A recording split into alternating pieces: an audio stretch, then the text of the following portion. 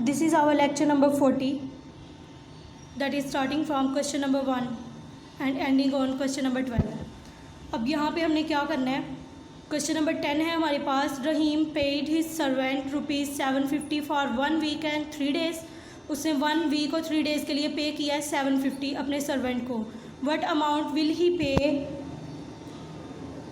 Him for a month of 30 days, कि वो 30 days की कितनी देगा.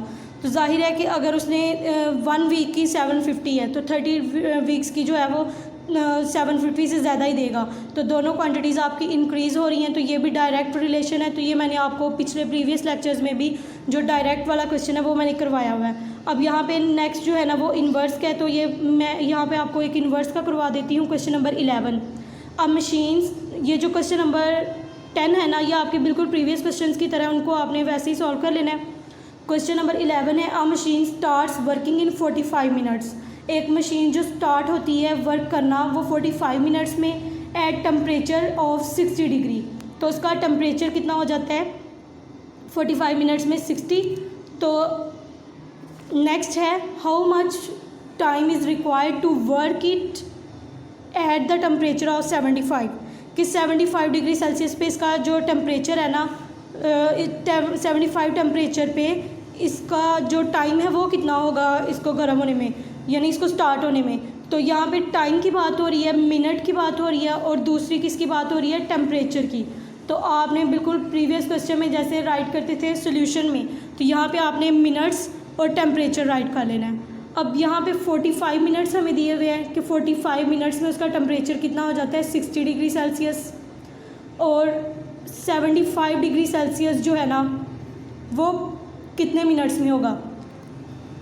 अब जैसे कि हम जानते हैं कि जब कोई मशीन जो है ना वो वर्क करना स्टार्ट हो जाती है तो जिस तरह वो चलती रहती है तो उतने मतलब टाइम कम लेगी और कम टाइम में उसका टेम्परेचर ज़्यादा हो जाएगा, क्योंकि वो बहुत देर से अगर चल रही है. यहाँ पे उसने 45 तो स्टार्ट किया ना, 45 मिनट्स में उसका टेम्परेचर इतना हुआ है, लेकिन अगर वो स्टिल चलती जा रही है, मशीन जो है वो वर्क करती जा रही है, तो उसका टेम्परेचर जो है वो जल्दी जो टाइम जो है कम टाइम में उसका टेम्परेचर ज़्यादा हो जाएगा.